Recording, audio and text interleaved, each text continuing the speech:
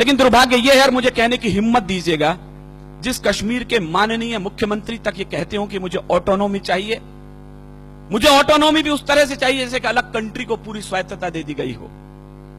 हमने अभी 370 धारा उन्हें सौंप रखी है। विज्ञ लोग जानते हैं हमने 3 प्रांतों के बराबर कश्मीर के ऊपर खर्च करते हैं, लेते उससे एक फूटी कौड़ी भी नहीं। बीमार प्रांत है वो, उसके बावजूद यदि वहां पाकिस्तान जिंदाबाद के नारे लगते हैं तो मुझे जिम्मेदार लोगों के सामने बयान देने का हक दीजिएगा। और शायद मैं पहली बार बोल रहा हूं जिम्मेदार लोगों, तो मेरी हिम्मत को दाद दीजिए, मैं कहां खड़ा हूं और किसके सामने क्या बयान देने जा रहा हूं। कश्मीर वो बेवफा औरत हो चला है जो खाता हमसे है, पीता हमसे है, पहनता हमसे है और नैन मटक के पड़ोसी से करना चाहता है। 52,000 बेटे खोने के बाद ये मुल्क कश्मीर को अपना मानने को तैयार नहीं है कुछ लोग वहां पर। मैं कहना यह चाहता हूं, अपनी इस केसर घाटी को इतना लहू दे चुके हैं हम, अब तो जो भी फूल खिलेंगे वो सब फूल हमारे होंगे। अब तो जो भी फूल खिलेंगे वो सब फूल हमारे होंगे। और फारूक साहब, आपके बयानों पर 4 टिप्पणी कहते मैं अपनी बात शुरू करता हूं कि अलग देश की मांग नहीं, यह देशद्रोह का नारा है। और कहीं कविता हो, भुवन जी जैसे बड़े भाई मेरे यहां बैठे, मैं आप तक पहुंचाता हूं। अलग देश की मांग नहीं, यह देशद्रोह का नारा है। ठंडी झीलों से निकला जो जलता सा अंगारा है, उन बेटों से गद्दारी है जो पर्वत पर सोए हैं। या पुलिस के जवान और सेना के जवान हैं, मैं आज की शाम उन्हें अपनी कविता सौंप रहा हूं। उन बेटों से गद्दारी है जो पर्वत पर सोए हैं, ना इंसाफी है उस मां से जिसने बेटे खोए हैं। और तुमको भी फारूक जी इसका, मुझे एक एक श्रोता के हाथ खड़े करके तालियां चाहिए इस बार मैं ठीक बोल रहा हूं तो, तुमको भी फारूक जी इसका सचमुच ध्यान रहा होता अगर तुम्हारा बेटा सीमा पर कुर्बान हुआ होता। अगर तुम्हारा बेटा सीमा पर कुर्बान हुआ होता, अगर तुम्हारा बेटा सीमा पर कुर्बान हुआ होता। तुम कहते हो काश्मीर के तुम ना जो सीएम होते, कहते हैं तो मैं हिंदुस्तान में हूं या के विवादास्पद सूबे का सीएम हूं, मैं होता तो वहां का प्राइम मिनिस्टर होता।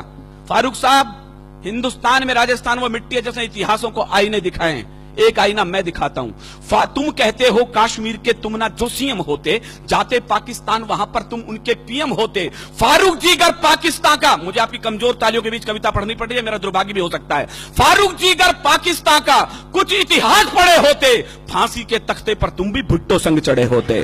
फांसी के तख्ते पर तुम भी भुट्टो संग चढ़े होते। फांसी के तख्ते पर तुम भी भुट्टो संग चढ़े होते।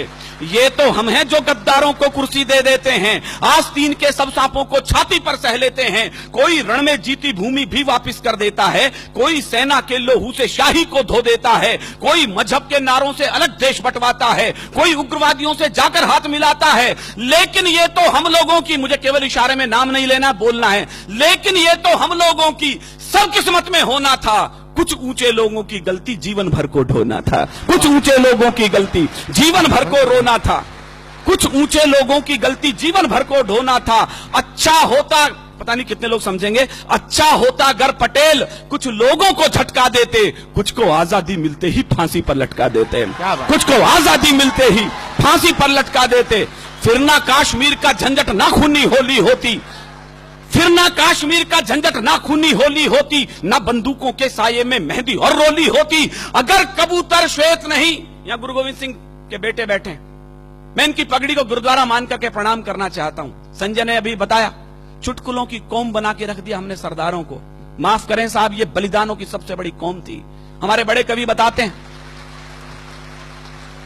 123 ऑथेंटिक फांसी हुई है पहले स्वाधीनता संग्राम में।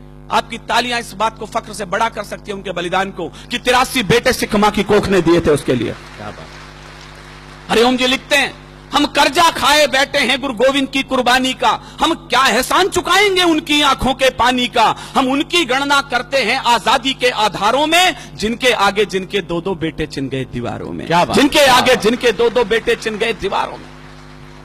चापेकर बंधुओं के अलावा केवल दूसरा बलिदान गुरु गोविंद सिंह के परिवार से आता है। 4 बेटे थे, चारों के चारों युद्ध में और चमकौर के युद्ध में बलिदान हुए। 2 बेटे सरहिंद की दीवार में चिनवा दिए, 2 बेटे चमकौर के युद्ध में बलिदान हुए। रणक्षेत्र से दोनों बेटे आए मां के पास, मां प्यास लगी है। मां ने कहा शर्म नहीं आती रणक्षेत्र में खड़े हो, शत्रु के लहू से प्यास क्यों नहीं बुझा लेते। क्या बात। दोनों के दोनों बेटे बलिदान हो गए। मां की आंखों से आंसू आने लगे तो गुरु के पास गई, 4 बेटे थे, चारों तो बलिदान हो गए, अब क्या करूं इस खाली कोख का। जो उत्तर दिया गुरु गोविंद सिंह ने, मेरे रोंगटे खड़े होते हैं। देश धर्म के वास्ते वार दिए सुचार, मत बजाना विनीत चौहान की कविता पर तालियां।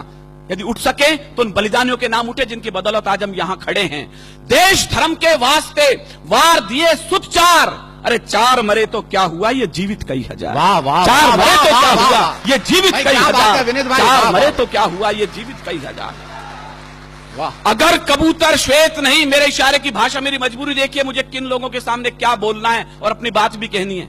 एक आग का दरिया है और तैर के जाना है। मुझे दोनों पक्ष प्रतिपक्ष के लोग बैठे हैं और अपनी बात कहनी है। अगर कबूतर श्वेत नहीं, मैं आपकी बौद्धिकता पर छोड़ता हूं, इशारे पर अपनी बात कहता हूं। अगर कबूतर श्वेत नहीं, हम गुरु के बाद छोड़ देते तो लाहौर कराची को हम दिल्ली तलक जोड़ देते। वाह, वाह, तो लाहौर कराची को हम दिल्ली तलक जोड़ देते। अब भी अटल इरादे लेकर भारत के लोगों जागो, शांति मंत्र की पूजा छोड़ो, दुश्मन पर गोले दागो। शांति मंत्र की पूजा छोड़ो, दुश्मन पर गोले दागो।